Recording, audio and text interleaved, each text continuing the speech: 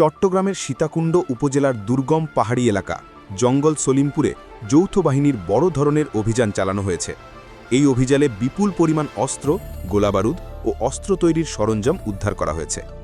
একই সঙ্গে সন্ত্রাসী চক্রের ২২ জন সদস্যকে আটক করা হয়েছে বলে জানিয়েছে পুলিশ। মঙ্গলবার দুপুরে চট্টগ্রাম রেঞ্জ কার্যালয়ে সংবাদ সম্মেলনে রেঞ্জ ডিআইজি মোহাম্মদ আহসান হাবিব পলাশ জানান, পাহাড়ের গভীরে সন্ত্রাসীদের একটি আস্তানা এবং অস্ত্র তৈরির আরখানার সন্ধান পাওয়া গেছে।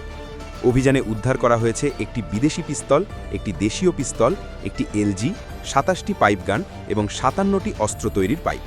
এছাড়া ১১১৩ রাউন্ড গুলি, ৬১টি কার্তুজ, ৩০টি ম্যাগাজিন এবং ১১টি তাজা ককটেল জব্দ করা হয়েছে। শুধু তাই নয়, সন্ত্রাসীরা পাহাড়ে সিসিটিভি ক্যামেরা বসিয়ে আইনশৃঙ্খলা বাহিনীর গতিবিধি পর্যবেক্ষণ করত। অভিযানে সেই নজরদারি ব্যবস্থাও ধ্বংস করে দেওয়া হয়েছে। এই অভিযানে বাংলাদেশ সেনাবাহিনী, পুলিশ, র্যাব ও বিজিবি সহ বিভিন্ন বাহিনীর ৩,০০০-এর বেশি সদস্য অংশ নেন। এদিকে এলাকায় স্থায়ী নিয়ন্ত্রণ নিশ্চিত করতে ২টি পুলিশ ক্যাম্প স্থাপন এবং নিয়মিত অভিযান চালানোর কথা জানিয়েছে পুলিশ।